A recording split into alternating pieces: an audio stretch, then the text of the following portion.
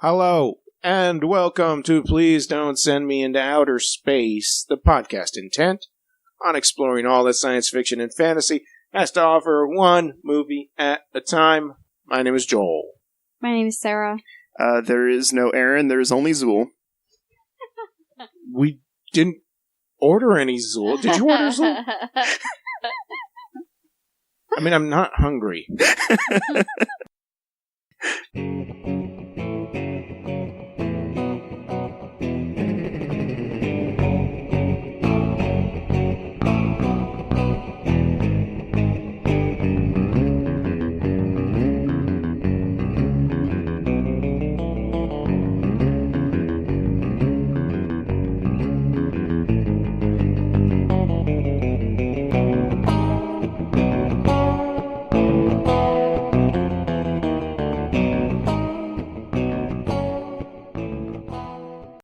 The movie this week is Ghostbusters from 1984, directed by Ivan Reitman and written by Dan Aykroyd, Harold Ramis, and apparently Rick Moranis uncredited. Huh, that's interesting.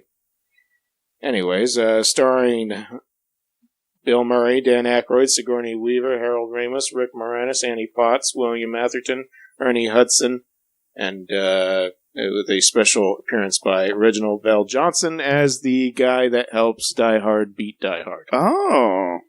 I assume.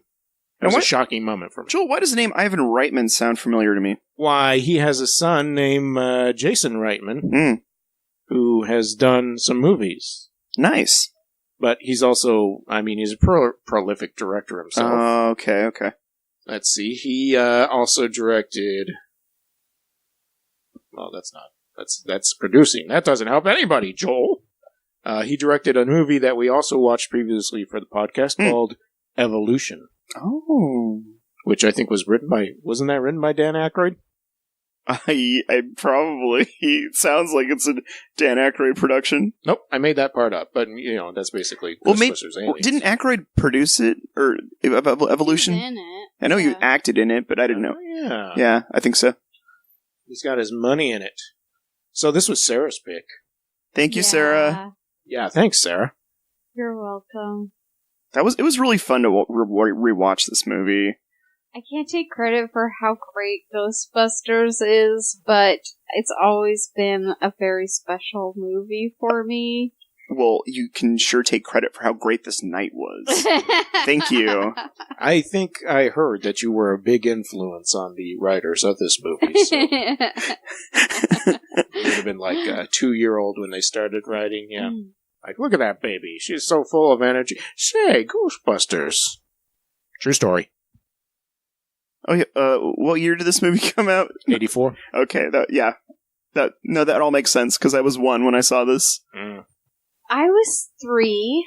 I don't have any recollection of seeing this in the theater, but that doesn't mean it didn't happen. I think I saw it on tape first, but I don't know for sure. I'd have to check with my parents. But I was obsessed with this pretty early on. I had a Ghostbusters t-shirt. I was just totally into it. I was into the... I tried to notice some different things this time when I was watching it, because they're the things I always notice. The things I always notice are the comedy beats and the just really cool dialogue that's funny. And I always notice Bill Murray. He's I don't know if I've said this before on Groundhog Day or something, but I honestly think that he might have been my first crush ever. Solid. Just super funny and sarcastic, and I don't know, just super... I just found him to be super relatable for me, and it's probably because both of my parents are pretty funny people, and they make jokes and stuff that are sarcastic. But anyway, yeah. Some other things I noticed watching it this time are that we experience the ghosts as the viewer at the same time that they do. You mean so, like, we're just as shocked as they would be if... Yeah, it's kind of like they have been talking about this theoretically, but this is like the first time they're actually experiencing it. So they may have had some, some peripheral exposure to this kind of thing before, but you as the viewer are along for the ride with them as they are experiencing it and trying to put all of the mechanics together. And I think that's part of the adventure of it that makes it so fun. Yeah, it's like somebody who's done 1,000 hours in a flight simulator program or something like that, and then they actually get in a plane to try to fly it, and it's like, this is an experience. Right. And if that plane's haunted, it's especially appropriate. Ooh. You guys want to take a Ghostbusters quiz? I want to see what your hardcore info is. Okay. See, because how many times do you think you've seen this movie, Aaron? Probably too many. Okay, too many. But Let me write that down. I don't know if that makes me a Ghostbuster, aficionado. How many is too many? You watched it every day of your life since it was as a kid. And no, please don't take my tone incorrect. Too many just means I've seen it a lot and I love it. I wasn't trying to, be too off-putting with that statement. No, you're one of those Ghostbusters perverts I heard about. Oh, Lord. You're one of those ghosties. All I can say is that this movie was put on to be a babysitter for me. Oh, okay. In some instances, nothing against my parents and or aunts and uncles, but they would put me in the den and put this in the VHS player. So it was a movie I've seen a couple times. I see. Yeah. Okay. Sarah, how many times? I have no idea. Me neither. I think I may have seen this as many times as I've watched Labyrinth, though, which is a lot. Because I had a tape-to-tape copy of that. Nice. I probably had a tape-to-tape copy of this. And The Karate Kid and Flight of the Navigator. Those were some of my favorite jams as a kid. But Ghostbusters is like a special place in my heart. I don't know if everybody else feels that way about Ghostbusters, but there's something special about it. Well, yeah. Ghostbusters is a very special place in my heart too, Sarah. Not based on my too many comments earlier, I assure you that this is a movie. It's not one you can really overdo. Yeah. Oh yeah. No. Every time it's like seeing a friend and a really special close friend and getting to hang out with them, and it's great. It's a great experience. Totally. Lots of oohs and goo and ghosts, and it's fun. You know what? These quizzes I'm looking at are terrible. I'm not going to ask. Just do it. Go for it. All right. Go for it. Are you ready? I'll probably get it all wrong, but it's going to be great. Okay. Which of the following is not a Ghostbuster? Okay. Lewis, Winston, Ray, or Peter? Lewis. Oh, okay. Well, geez, I guess you're not stupid. Next question. Oh, now I'm starting to sweat a little bit. They don't here. call him Peter most of the time. That's true. He could have been Bankman. Yeah. How many mortgages did Ray have on the house his parents gave him after the one he took out in the film? After? Yes. I believe this was just the first mortgage. There was a mention of 3 mortgages, but that was Peter Venkman stating... Right, but we're not getting too technical. How many does he mention? Is it 3? It is 3. Okay. The answer is 3. Sarah, did you know that? Did you remember? Yes, I did. And 3 mortgages is a lot of mortgages. Yeah. I worked in consumer lending for a long time, and the debt to income ratio... Yeah, no. Well, I believe... maybe it's because how the comment is given to the viewer that he says it's an average that every New Yorker has 3 mortgages. So that was supposed to be the dead giveaway. Okay. Right, but I think that's like a goof 'em up too line. That scene's one of the many scenes where they kind of just throwaway explain how something gets done without spelling it out. Because the scene before that is them having just got fired and standing on the stair. Yeah. At the steps outside the college, I assume. Drinking some whiskey. How are we going to pay for that? And Bill's like, I don't know. You know, and then the very next scene is he's walking out of the bank with a contract, you know, with like, and I grew up in that house. Like, we don't have to explain, like, other than the quick dialogue of him walking away. The movie treats the audience like they're intelligent beings. We don't have to go back, like, when they, like, a typical movie would have introduced Winston, like, very early on to be like, oh, we're going to explain what's going on. Yeah. They didn't have to have him experience it because everyone was already experiencing it from the beginning. I mean, they have a journey that's been set about in motion because they lost their funding. And I think that it's supposed to be Columbia, and they just didn't want to say that. I think that's in the trivia. But they have some really awesome New York locations in this. Like, pretty cool. And, yeah, they need to come up with some money, and then they just show you that they're talking about him having a third lien on his property, or like a third mortgage. Yeah, he's probably screwed. I also like that that tiny calculator that Egon has. Yeah. Takes it out. It's like the size of a Zippo.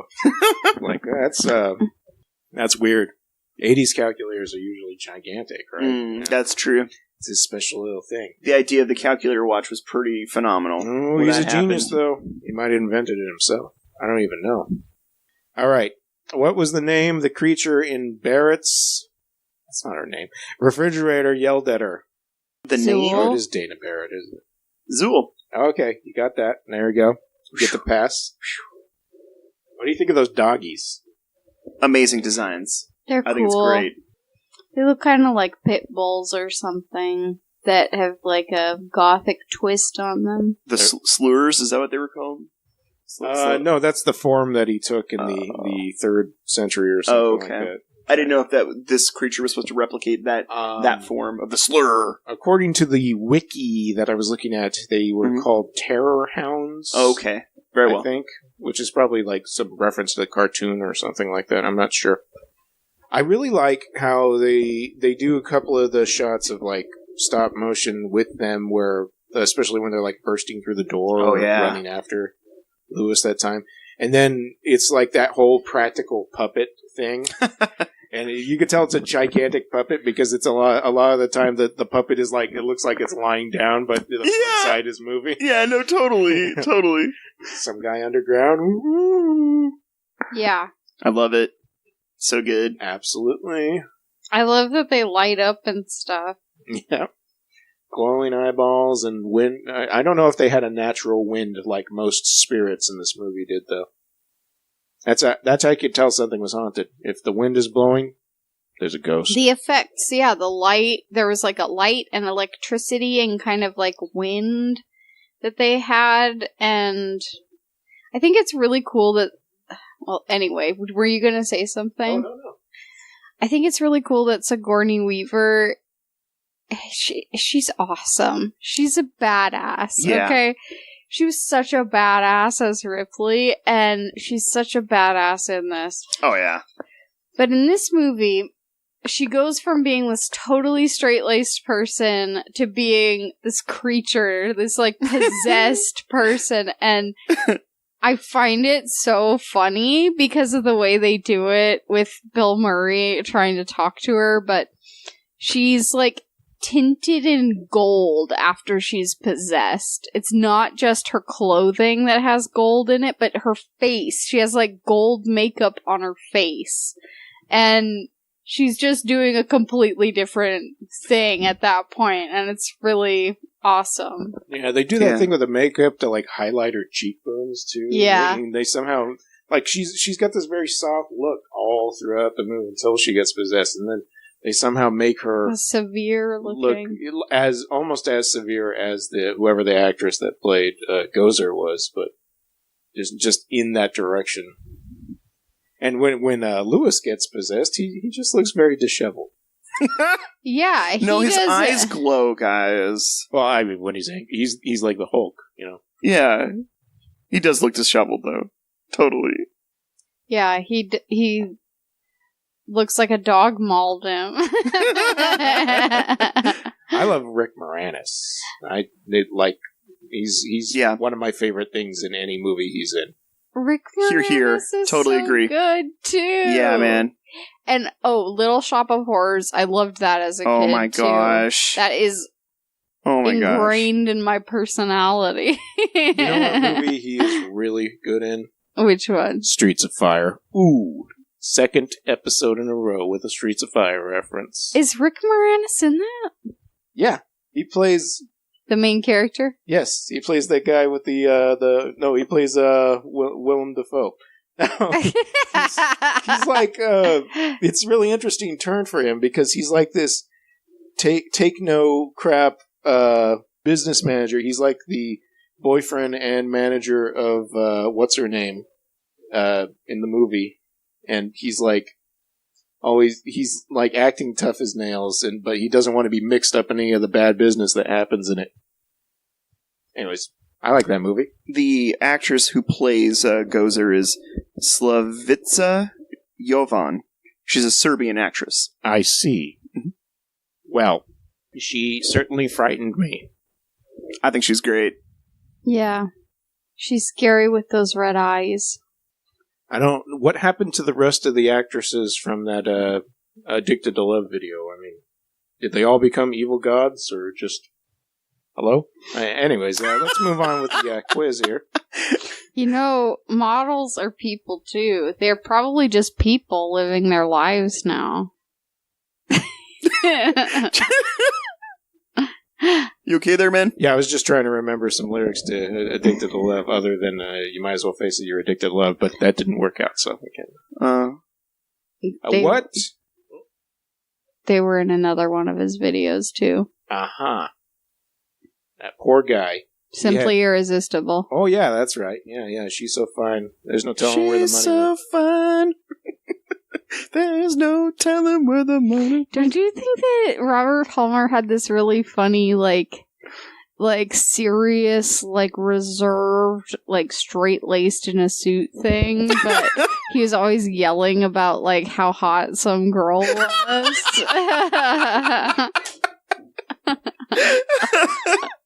He was serious in his suit, and he demanded the people in his video were also very serious in suits. He had a thing. Simply irresistible. Oh man, I'm gonna play that when I get. It's so fun. Okay, anyways, moving on to the next question. What was the name of the EPA inspector that came by the Ghostbusters headquarters to look at the storage facility? Dickless. Yes, it is Richard Less, a.k.a. Dickless.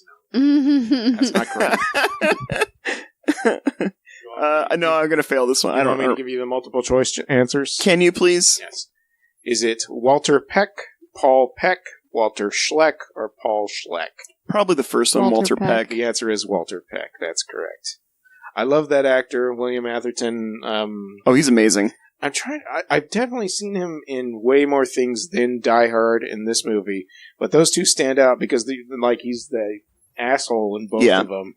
Very typecasted as far as that's concerned, but in Die Hard, his comeuppance is Bonnie Bedelia punches him in the face, and this one he gets marshmallowed. So good, so good. Man, you must have had so much fun. Yeah, I hope so. I don't know. I think so. Based on the information I heard, I heard the outside of the Dan Aykroyd, Bill Murray, and Harold Ramis, that there was a lot of crew tension and stuff like that. Really? Because, I don't even know if it was what the situation was, but got it. Bill Murray was trouble, from what I understand. Before. Oh, yeah. I mean, I can only imagine. He's a very powerful personality. I can only imagine that on set must be pretty terrible. And he's also 6 feet taller than everyone else, except for in this movie. I can only imagine. It must be pretty rough. How much taller was he than Richard Dreyfuss in What About Bob? I don't know. He's taller, though. Of course he is. That's the only way they got any of those things to work out in this movie, is that everyone was about the same height. Even Sigourney Weaver. But, sorry, Sarah, go for it. Oh, I was just going to say, I think the kid in What About Bob is kind of tall for a kid. Because it doesn't seem like the kid is really short compared to Bill Murray. I mean, obviously, he's not as tall as Bill Murray, but he doesn't seem like he's 3 feet tall. Yeah, I liked it when Bill Murray played that giant in Twin Peaks. Oh, you know what? This guy, William Atherton, was also in Real Genius as that evil professor. Oh, yeah, he was like the bad guy typecast. That's what he likes playing, I guess. Him and Reginald VelJohnson, both in Die Hard. You know, for as difficult as Bill Murray must be, I'm really glad that he was in this movie. Yeah. Makes me really happy. And obviously, he is like a nice enough and a friendly enough person that people kept wanting him in movies and having him and stuff. Unlike, Chevy Chase. I love Chevy Chase's work from the 80s. Oh, absolutely. And maybe even into the... I'm one of those crazy people that likes even some of the movies that has a worse reputation. But, obviously, nobody wants to work with him. Yeah. And that didn't happen. There's a reason. There's a reason. Yeah, because you said something bad about him. Mm-hmm. He's mean to everybody. No, I think there's definitely a really, awesome side to Bill Murray as well. I don't know. Yeah, I don't know if he's hard to work with or what. I just know I've heard he's hard to get a hold of. That anytime somebody wants to use him in a movie, it takes a long time to track him down. I guess Sofia Coppola had waited like a year to offer him the Lost in Translation part because she'd been trying to get a hold of him. And she had like connections in the industry too. I mean, anyway, I love Bill Murray and I don't know about the situations. I know that he was probably kind of a heartbreaker on Saturday Night Live. I've kind of heard that peripherally. Whose heart was he breaking? Well, before Gene Wilder he was met breaking Gildy Radner's heart. Don't quote me. He's like 6 feet taller than her. Gene Wilder was super tall too. Mm-hmm. I mean, I don't want to spread any rumors or anything, but there was a reason. This is Gossip Corner. There was a reason why Ghostbusters 3 wasn't made, and I think it's because the band broke up. Oh yeah, yeah. Ramis couldn't stand Murray anymore. Oh, I see. Oh, that's too bad. Yeah, and though they definitely were still friends, their relationship was very estranged after the making of 2. So, well, that's too bad. I mean, but at least that's what it's been explained to me over the years because I got really obsessive over why such an amazing franchise didn't keep going, couldn't even make a third. It must have been really difficult as a ghostie to just not have that extra material to perv out on, to be able to do what you need to do, if you know what I mean. No, and thank you, Joel. Thank you for understanding my pain. If you know what I mean.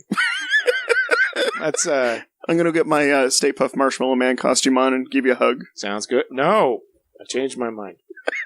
The Ghostbusters' first real call was to a hotel in New York City. What floor did the hotel manager say had always had disturbances? The 20th? I don't know. Are we getting choices? Yes, the 13th, 14th, 11th, and 12th. I mean, I want to say 13th because that's the number. Can I use a contact or? I want to say 12. Yes, you can phone a friend. Can I phone a friend? Yes. Honestly, I don't have the answer yet because this is the one that I'm 100% sure on. I'm pretty sure he says the 14th, which in hotels is the 13th floor because they always skip that, right? Yep. So I think that is the case. Okay.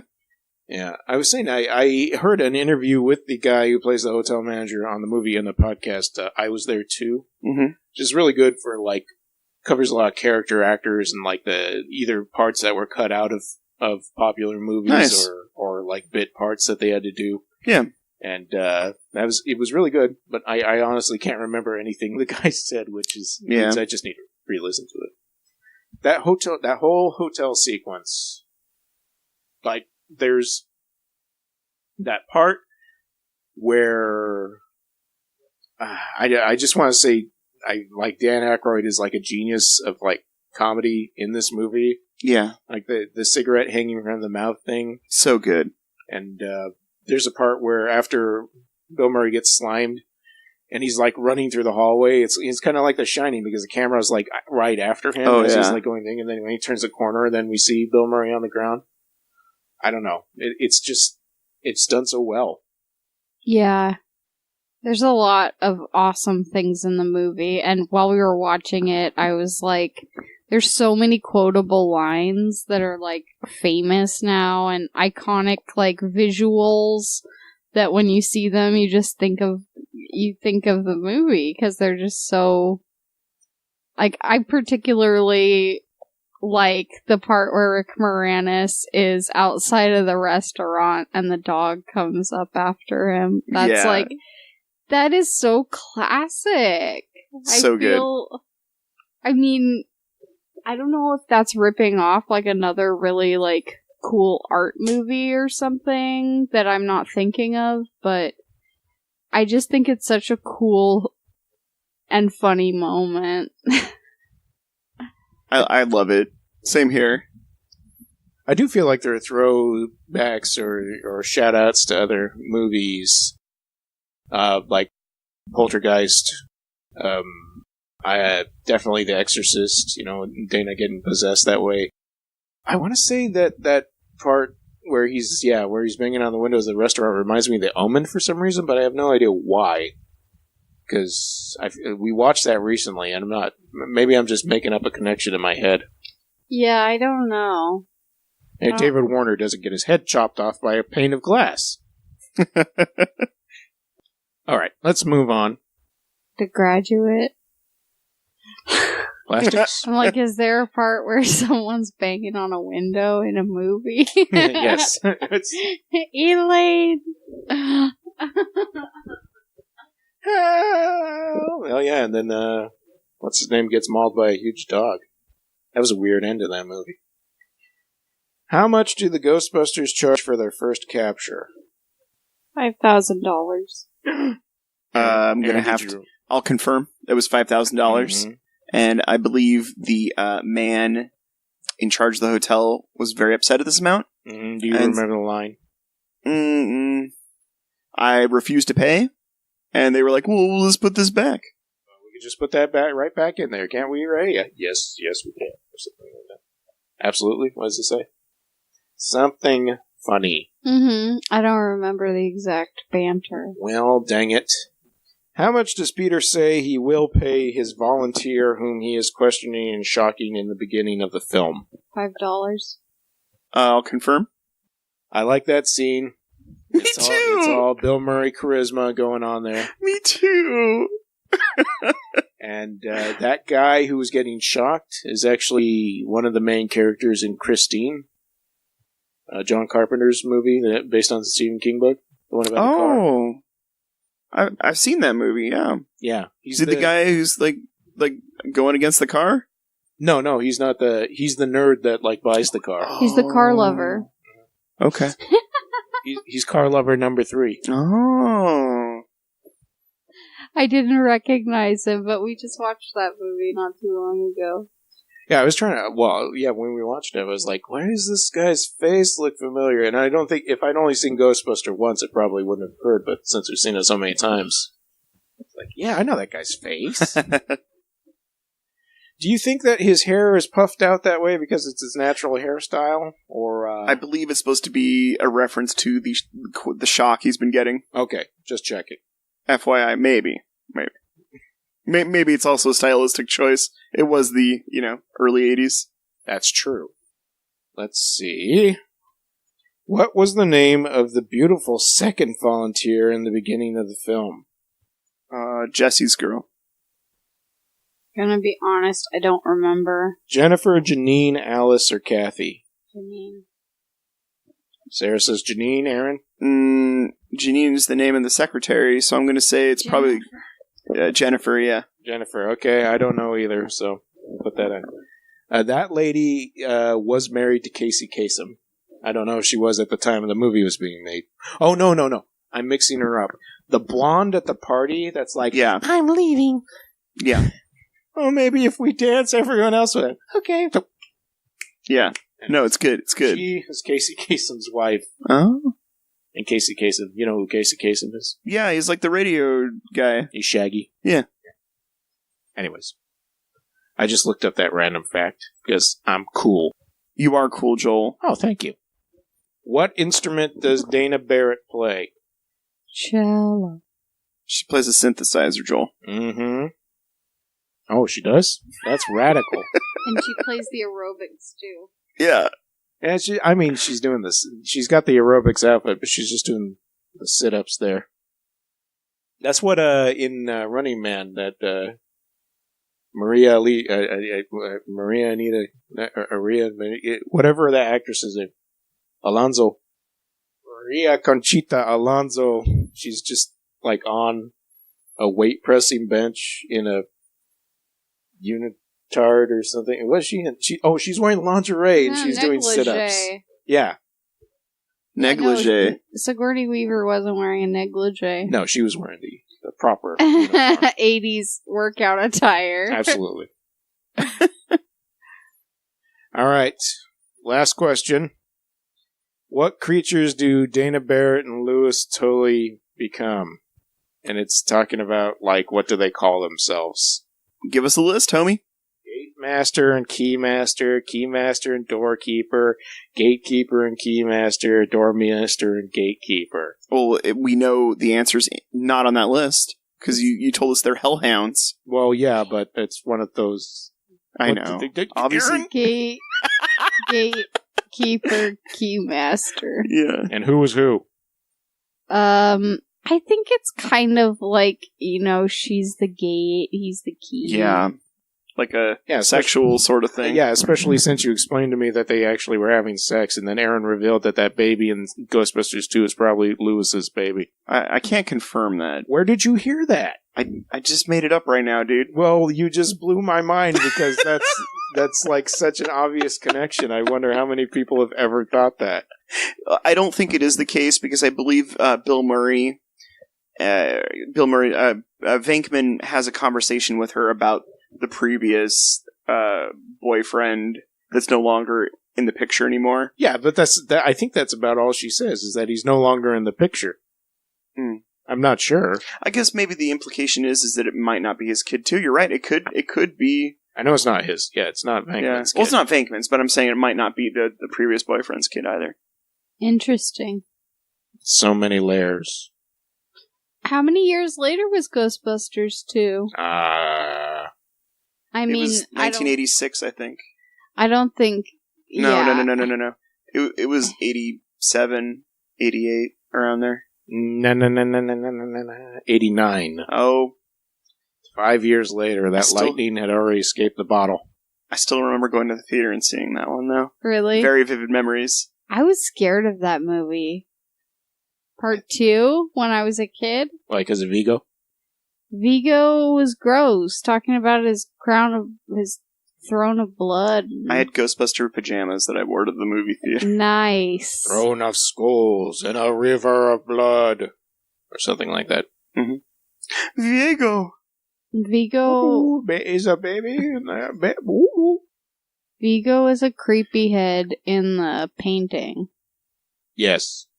Totally. It scared me also. No, the river of pink slime, guys. A river of slime! Okay, anyways. Let's see. So the correct answer is the 12th floor. You were right, Sarah. Oh. I knew there was a 2 in it. Somebody saw a cockroach up on 12. Jennifer is the correct answer. And she was known as the Gate Beeper and the Flymaster. Oh. Yep. What are some of your favorite things about the movie, Joel? I really like its pacing. Mm-hmm. Like, I like the fact that we're not, like, it just goes by so quickly. Everything that happens there, and every scene has its moments of humor. And also, they do take seriously the thing that they're doing. Like, you get the sense from them that even though they're not, like, outright scared, that they are, like, a little freaked out in every situation.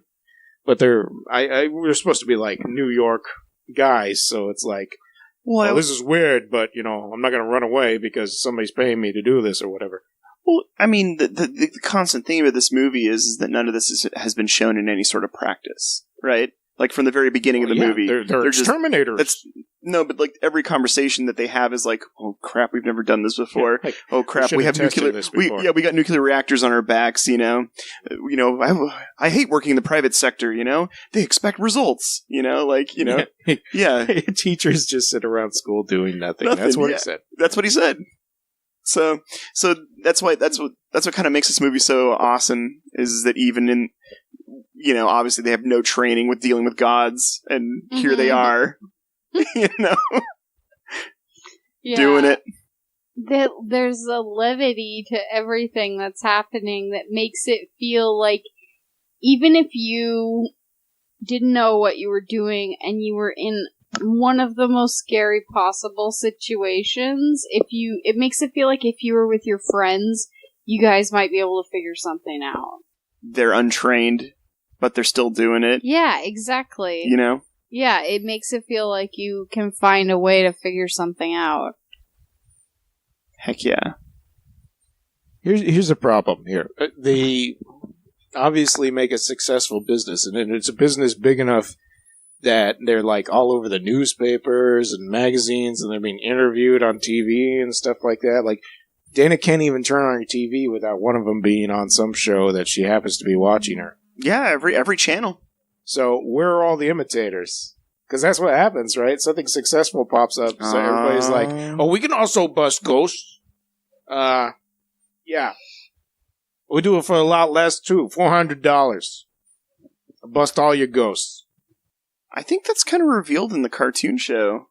There's probably some imitator. I think there might be some falsification of ghost hunting. I could be wrong though. I was watching because Real Ghostbusters just was added to Netflix like a little while back. So after I finished Next Generation, I was using that to watch before going to bed. Yeah. So I can't remember. I don't remember half of what I was watching, but I remember there being a few episodes where they were dealing with like some fake ghostery.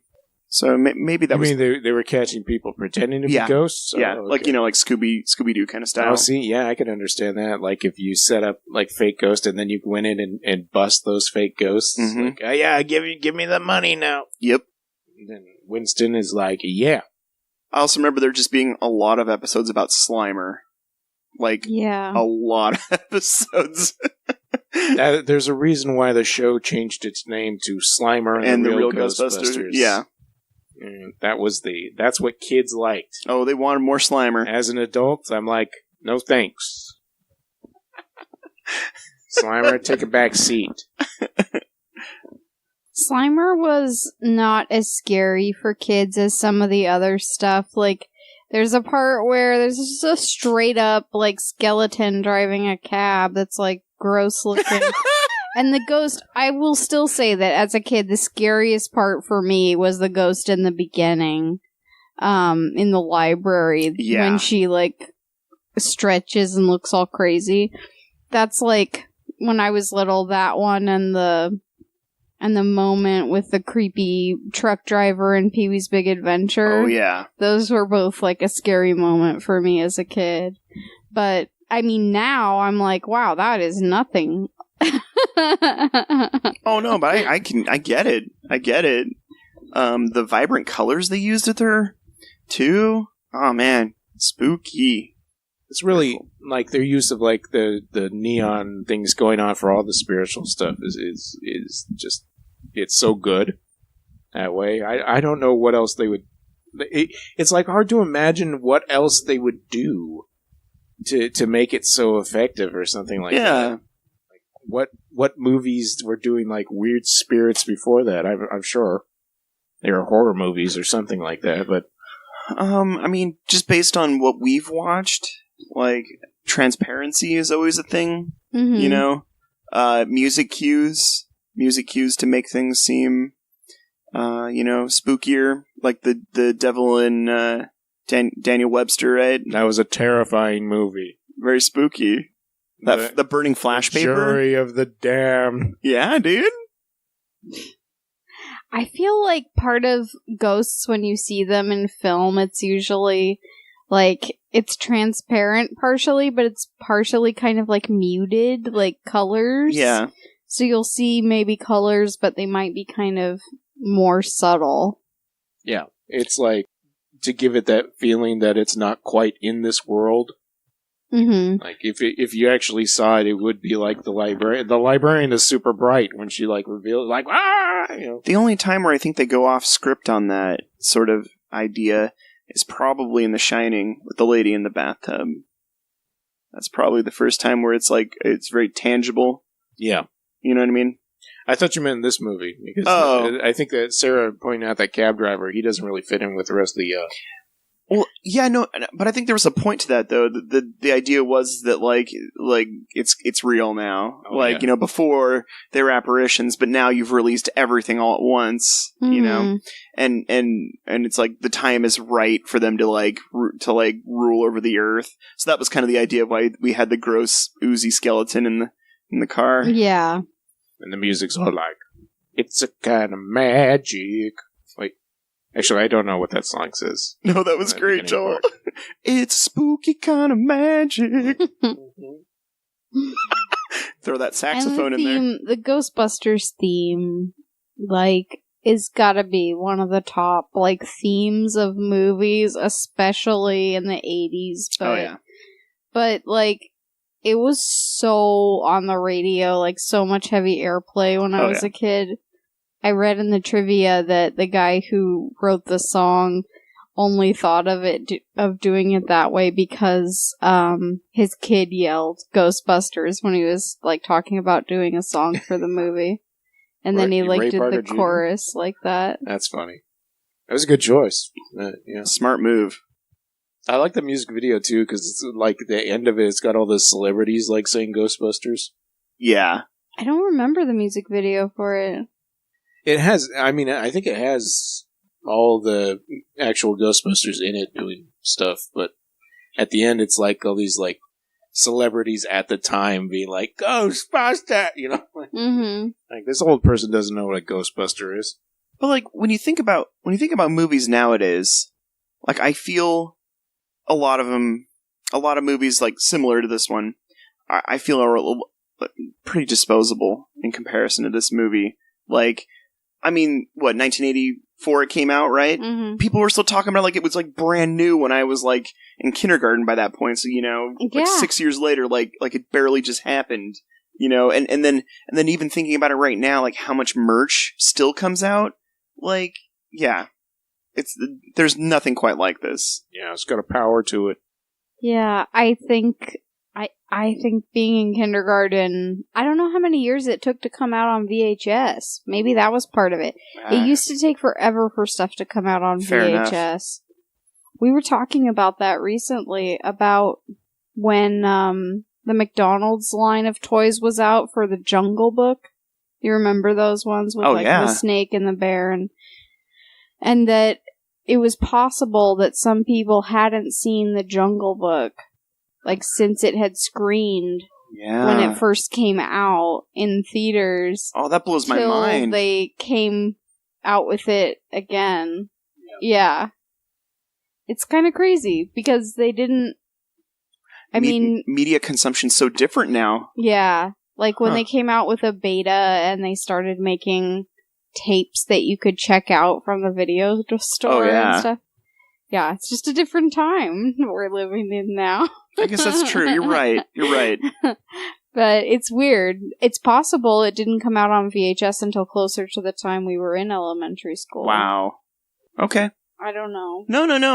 That's a revelation to me. Yeah, it might have been a situation where it just wasn't affordable since VHSs were super expensive when they were first released for public consumption. Mm-hmm. So who knows? I don't even know, I'm sure my family must have had a copy of it. I don't remember if it was a tape off a TV type thing or movie channel type thing. One of my favorite comic book artists who recently passed away, Bernie Wrightson, did a lot of concept art for the movie. And some of it, which was rejected, or just not used for the film, is amazing. Like, he had designed this, like, entire, like, gates to hell sort of sequence. Oh, cool. And it's just some of the most beautiful artwork. Like, so scary looking, so, like, just amazing. I highly recommend if you haven't had a chance to just type in the old search bar there, Bernie Wrightson Ghostbuster art. It's pretty amazing. That's awesome. Yeah, this is... Since you said the gates of hell, I was thinking about the gateway, the vortex that they have at the top of the building. And that had to leave an impression on me as a kid. I think I found the idea of like a passageway to something that's not the same, like a door or a window to something that isn't the same as our reality. I found that super intriguing, and I would say it even has an influence on my artwork that I make as an adult today. That's awesome. The idea that there is something, there's a passageway to something that's beyond our explanation or whatever. Not that I'm into like New Age and the occult and stuff like that, but I do think that even metaphorically there are things that we go through that are kind of like a passageway into something else. And another thing I really liked about this movie, and I can tell that it was part of the reason I liked it so much as a kid, was the like practical tools that they had. Yeah, it's the kind of thing that somebody that was like a blue collar would come up with, like, oh, I need something on my back that, like, it looks like it's been slapped together. It's not a professionally made tool thing or anything like that. A proton pack. It's like literally, I don't know, but it's like you took the handle off a lawnmower and used that as the frame, and then attached all these things. Like, everything we need, we'll just attach to it. Like, we'll figure it out later. It's relatively square.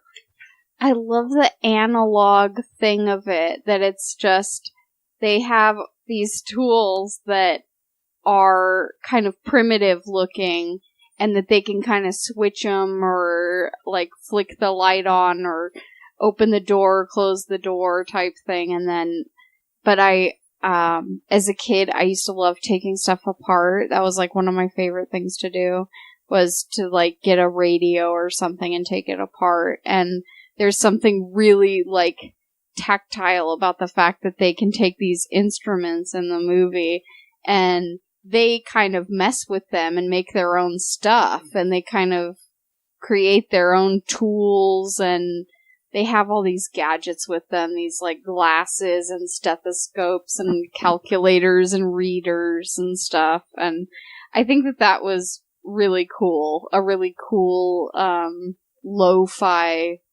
low-budget way to show that they were getting the job done. Yeah, definitely. The budget was rough. Yeah. They didn't have the multi-million, Totally. They didn't have the money they wanted, but they got what they could done with what they had. Yeah, they're not testing the prototype or whatever beforehand. It's just running out there, like you said.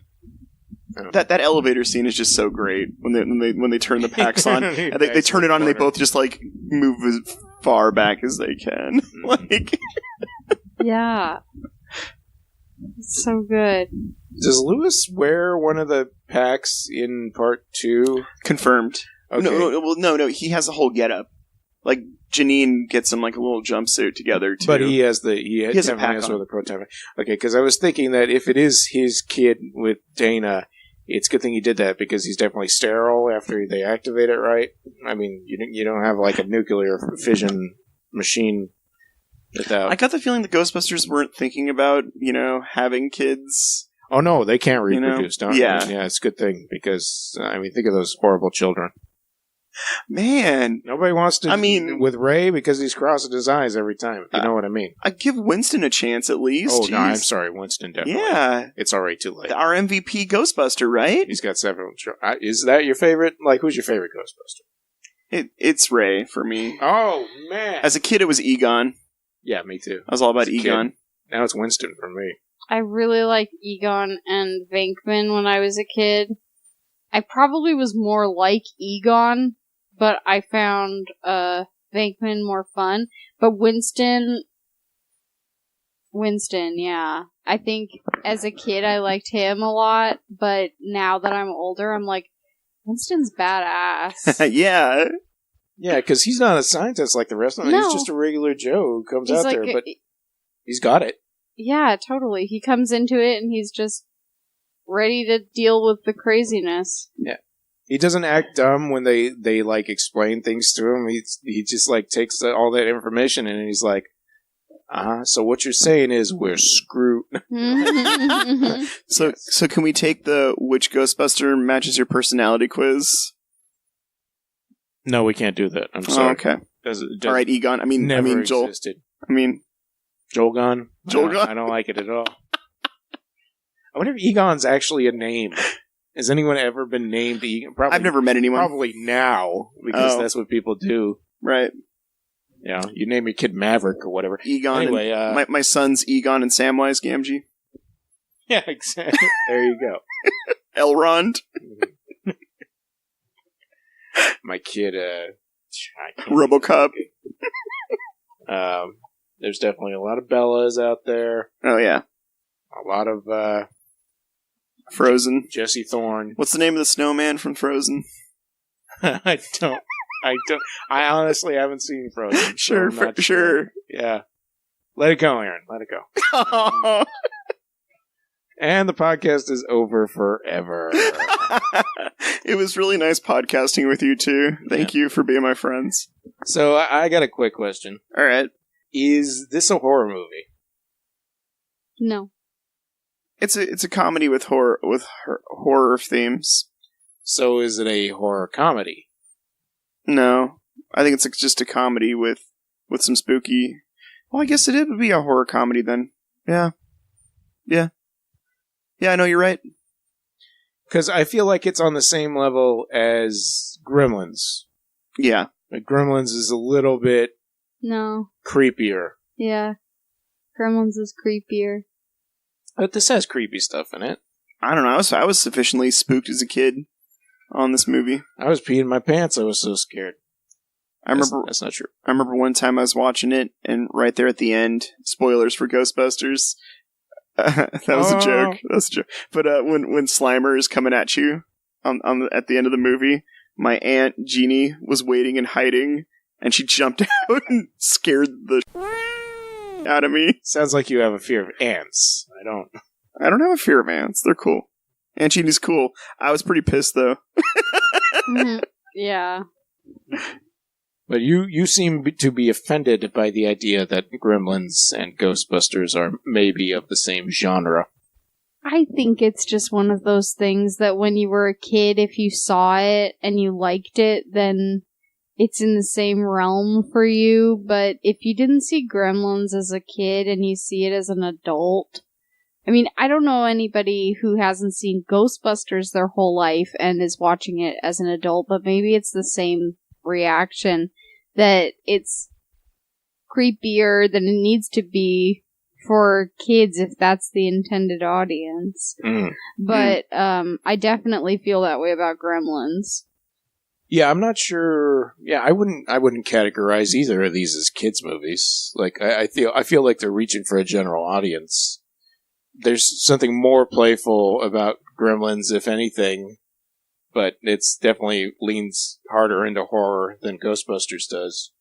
And although Ghostbusters is, appropriate for kids because it's not like they're not cussing a lot and not a lot of sexual content, just innuendo and stuff like that. I don't know. I don't know if it's like I want my kid to watch this movie when he's 5.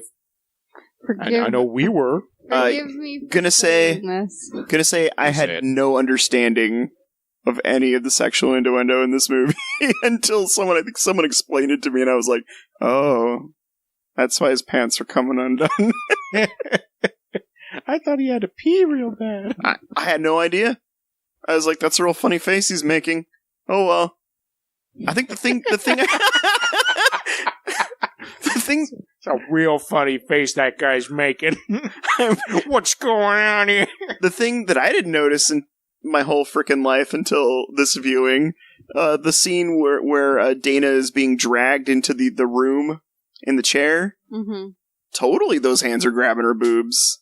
That was scary, that part, for me as a kid. I remember seeing the hands grab her, but man, that was a lot of fondling going on there, guys. That's the part that was making me think of Poltergeist. Like, getting drawn into some bright light against your will or whatever. Have we watched Poltergeist together? I don't think so. I watched it by myself for the first time. I've seen that one a few times. Not with you guys, but yeah. I've never watched it, I don't think, but recently I had a memory of a part of the movie, and I was like, I don't know if I've actually seen that movie or if I've just seen that part. But, I was gonna say, it's probably not worth saying now. Yeah, nobody wants to. No, what are you saying? No, come on. I was gonna say, I think Ghostbusters is a better movie than Gremlins. And I'm gonna say... Oh, that's what you were saying. Like, yeah. Like, forgive me. I don't think of them as being in the same realm because if you watch Ghostbusters now, it still feels... I feel like there's something elevated about, like, the cinematography and stuff. I see where you're coming from with but as a kid, like, Gizmo and Slimer totally could have hung out together. Yeah, FYI. I understand. Right. I feel like there's a practicality to the effects in Gremlins that is just as good as the practicality of the effects in Ghostbusters. I think the difference is that we're dealing mostly with adults in Ghostbusters, and Gremlins has the young protagonist. They're not kids, because, I mean, he's got like a bank job. She works at a bar, but, you know, they're supposed to be on the younger side, stuff like that, but... No, I see where you're coming from, though, Sarah. Like, totally Ghostbusters on a different level. For reals. I do love Gremlins, though. I think Ghostbusters is better than Gremlins, too, but I think it's a personal preference, not necessarily a quality of filmmaking. Ghostbusters as well? No, Ghostbusters, the second movie. No, yes. Gremlins as well. Gremlins 2 is better than Ghostbusters 2. I could say that for a fact. 100%. But I prefer Ghostbusters Part 1 to Gremlins Part 1. Okay. But it is a personal preference. Yeah, I mean, if you really put both movies against each other, Ghostbusters wins like 10 out of 10, in my opinion. It's just, I think, in my heart of hearts, the bar scene from Gremlins 1 is probably like up there, though. And it is the only reason I even kind of like faltered for a moment, because I just really like all the little gremlins running around doing their thing. And just to be overtly sexist, I'm going to say that maybe Gremlins appealed more to little boys than it did to little girls. I feel really bad saying that, but it was just like something like cool, like the trading cards. I wanted to look at these gross looking the trading cards are amazing, scaly creatures and stuff. It's true. That. It's true. But Ghostbusters also kind of hit me on that level as being, you know, being a little kid. Like, all those freaking disgusting action figures were amazing. I remember I had one that was like two ghosts, and you could like rip them apart, and there were two different ghosts. It was amazing. Ew. There's some cool stuff. I had like the sweep cleaner. I never had the Ecto one, but I had a couple other really cool ones, and I had a ton of the action figures. Like, they had a whole set of action figures that would they'd just be normal, and then like the ideas would bug out. The bug out one. Yeah, I had at least one of those. I had a couple of those. I think my parents didn't really believe in buying us as many toys as lots of other kids had, and I appreciate that now that I'm older. But when I was a kid, I had like a few toys, and I cherished them. Did you have a He-Man? Yeah, I had a He-Man toy. That's awesome. But I didn't have, like, collections of toys. You know what? I used to get stuffed animals a lot from my dad, and, like, ceramic miniature animals. And I would keep them all in my room at my dad's house, which was like a totally different world. But, yeah, a world where you were watching Stone Cold. Sorry. No, I'm going I off think it's topic. amazing. I'm going off topic. See our previous episode on He-Man, or Masters of the Universe, with special guest Scott Cherry. Woo-woo. And, of course, previous episode on Stone Cold, where Joel felt the shock that is still rocking his life every day. Man, Joel, you gotta live with it, man. There's some things people, The thing about it is, I'm just so happy that she did show us that movie. I'm happy. I feel like my life became markedly better. Oh, okay. No, Pascal, you're not allowed to jump on the mixing board. Oh, no. Get down, baby. Thank you, Sarah. Thank you for picking this movie. 'Cause Yeah. I love it. Same here. You're welcome. It was inevitable at some point in the podcast, right? Oh, yeah, of course. Yeah, can you imagine if we talked about a Star Wars? We'd have to end the podcast. And it just Star Wars. Yeah, funny enough, I was like 5 minutes ago thinking, are we ever going to watch the first episode for Star Wars? Well, see, if you want to pick it. I don't know. Or maybe it'll get randomly picked, Maybe we'll get it recommend or like a request. I would like maybe a special guest. Maybe, I don't know. Yeah, that's the thing. I usually want to hold off on the better known, well known titles in case somebody wants to guest, and that's the thing. We've been doing this for 3 years. We just ran into our 3-year anniversary, and nobody's given us Ghostbusters, so screw it. I'm happy. It's one of my faves. It was great. Yeah, so we all recommend Ghostbusters, and Sarah recommends Ghostbusters 2. Wait, how do we feel about Ghostbusters 2 in general? I had another Ghostbusters toy I had. I'll tell you what I think about Ghostbusters 2 just after the story. I don't want to hear that. My parents took me to a science fiction convention, and my mom made me a Ghostbusters jumpsuit, and I didn't have the proton pack, but I had this thing that was like a Ghostbuster projector. Like you held it in your hand, you could click a button, it would put an image on the wall of your choice. Whoa. Like you could choose between like a ghost or the Ghostbuster logo or like Slimer or something like that. Wow. Yeah, blowing my mind. It was a lot of fun. I got to be a Ghostbuster. That was pretty fun. That's cool. Ghostbusters 2 holds this very special place in my life because I got to actually visibly remember going to the theater to see it. It was a phenomenon. All the kids in school were talking about it. I think I was just the perfect age to fall in love with it. And it makes me sad when people bag on it so much. I mean, they got to ride on the Statue of Liberty. Yeah, and listen to some They got to listen to some feel good vibes and get covered in slime. I don't know. I get it. There's a creepy painting, sure. The bad guy is not the best, but I mean, I don't want a good bad guy. I want a creepy, scary bad guy. I liked Ghostbusters too, but nowhere near as much as I liked the first one. I think I found the tone completely different in Ghostbusters 2. And, even just from the beginning with the stroller, I remember the stroller moving and getting this, now I feel like it's kind of I don't know, like Rosemary's Baby or The Omen or something, when that stuff is happening. Definitely. But, when I was a kid, I kind of was just this seems more seriously scary in a different way than Ghostbusters 1 did. I still like it. I still think it's a cool movie. And I still think it's awesome that all the actors, they were able to get together again for that. Yeah, I haven't rewatched it in a long, long time, and I've been avoiding it because everyone says it's just not good. And I have. You've never seen it, Joel? No. I've seen it a bunch of times. I'm holding on to my pleasant memories of it. You're not trying to rewatch it with a scrutiny. Exactly. I gotta say, it's been a little while since I've seen it. To be honest with you, I don't think I've rewatched it recently. Well, we're going to stay up and watch it and record on it. All right. No, I don't think so. I'm getting up in 3.5 hours. Diego. Sorry, 4.5 hours. Diego? He must have the Diego child. Rivera? Give me the child. Diego. Diego. Wants to put a baby on a throne, or...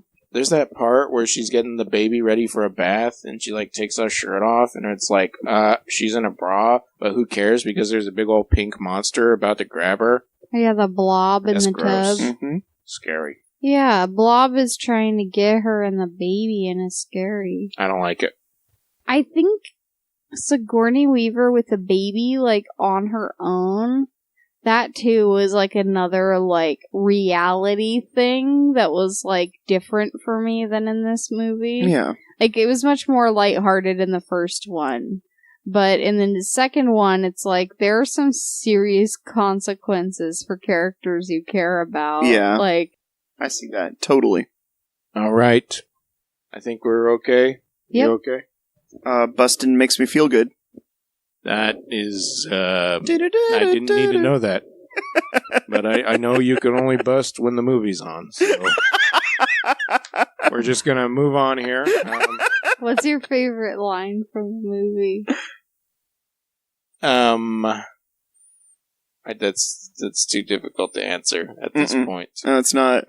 I don't have an answer. Aaron, what's your answer? I collect mold, funguses, and spores. I really want to see Egon's house now. The girl asks you if you have a hobby. I like how he's not listening to, or she's not listening to him and all that stuff like that. And he says print is dead. It's 1984. Print is dead. That's what they say now. They're still saying it. It hasn't been killed. That's right. What was he referring to? What does he do? Just look at slides? Or I mean, he's talking about the spooky tome that he always reads, right?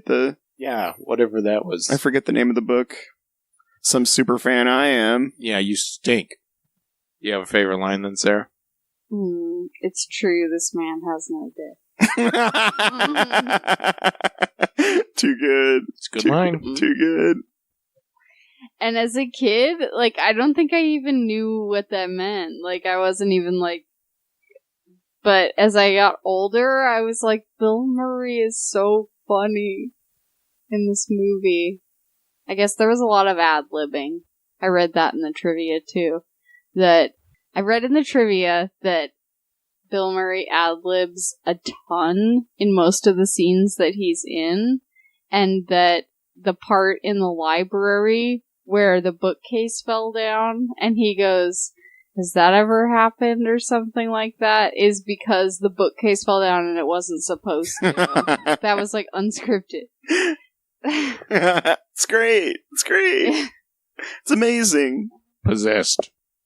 I also kind of like the scene where Bill Murray just is in the hallway. He sees Slimer and he just kind of grabs the walkie-talkie and just kind of holds it up to his face. Yeah. That's real good. Yes. That's one of my faves. I don't remember what he says, but I just like his body language. Mm-hmm. Ray, Yeah. it's looking at me. Something like that. Yeah. Okay, sorry. I'm going to wrap it. Okay. I'm going to read some outro stuff. You guys think of a lesson that you learned from, what is this? Ghostbusters. How long do you think it took for them to come up with that name, though? Well, Ghostbusters as a name existed before Ghostbusters the movie, but that's a whole nother tale. Oh, you think they were ripping off the gorilla? No. The car guys? No, I don't think they were. Oh, okay. I'm not in that. Are you sure? I don't mean the creators of the Ghostbusters movie. I mean, like, in the movie, those guys thought of a name for their business and they decided Ghostbusters. Oh, right. How long did it come up with them to come up with the name? What about Spirit Exterminators? I'm just imagining a scene.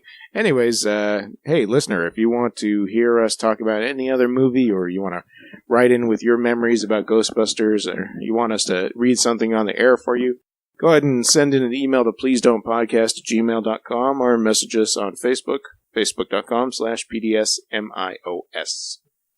If you subscribe to us on Apple Podcast, iTunes, or the like, we'd appreciate it if you could leave us a 5-star rating or a written review or something like that. Thank you in advance. And if you want to hear more podcasts like our ilk, then check out our podcasting network at eartrumpetaudio.com. There you can find all kinds of good stuff. Like They See Me Rollin'. Are you still listening to those guys?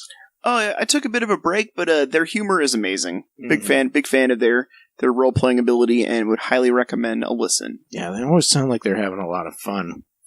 But I will never play D&D, and you can quote me on that, listeners. I would never play Dungeons & Dragons.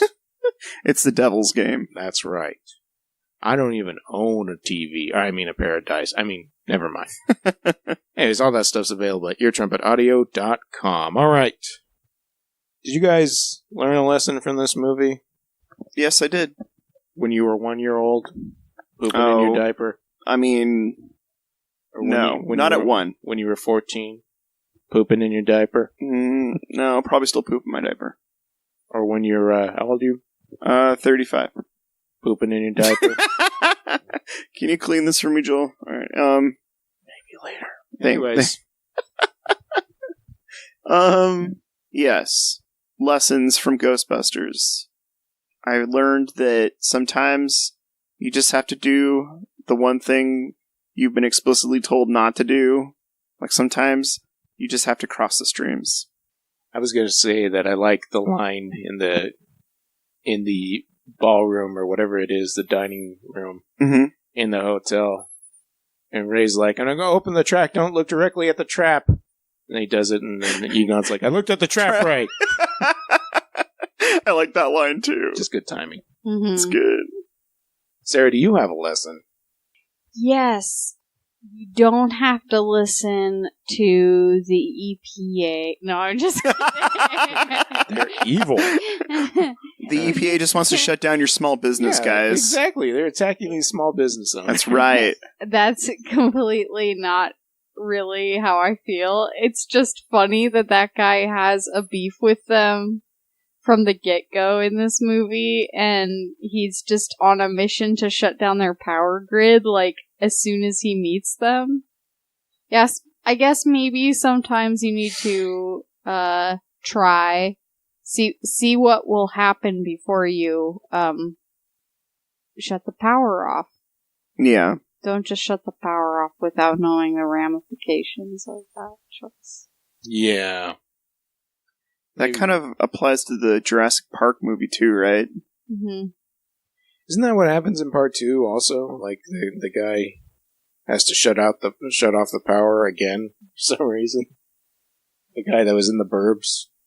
Did they shut the power generator off in Ghostbusters 2 as well? I can't remember. He's like, remember. Okay. And he does it. He's wearing a hard hat. Oh, okay. You know which guy I'm talking about? Yeah. He's in Groundhog Day also. He's one of the drunk pancake eaters. Yeah. Yeah. Anyways, yeah. So a lesson that I learned is that you should always get a estimation of a service before agreeing to said service. In any case, even if it's an emergency, you don't just want to let any plumber walk in and then end up charging you, say, $220 because it turns out that because you poured a drain cleaner in your drain before he used his snake, that they have to charge you an extra $70 service fee. And he can show you in his book where it says that, even though that wasn't part of the estimation. But he didn't ask you before he did the job if you poured any of that stuff in there. So guess what? You're out that extra $70. Not that I have personal experience. I was going to say it sounds like a minute-by-minute description of something that might happen to you.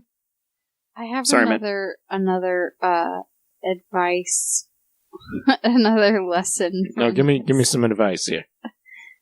Okay, make friends with a plumber.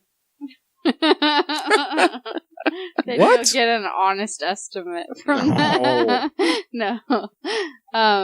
Another lesson from the movie. If you have a creepy building that you live in, Mm-hmm. and it seems like overly creepy, You should find out if someone built it to try and make a gateway for, like, supernatural, paranormal stuff. Yeah, I agree.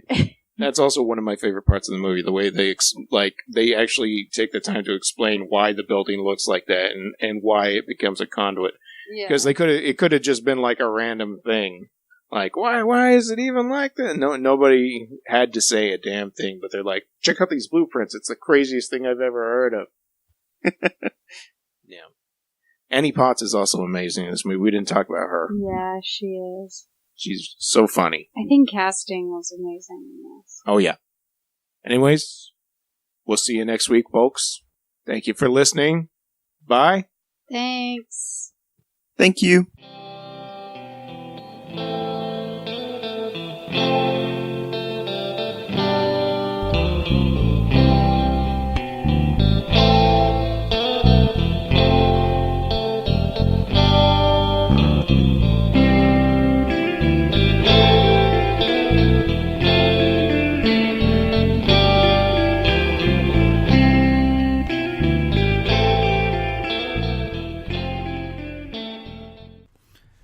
EarTrumpetAudio.com.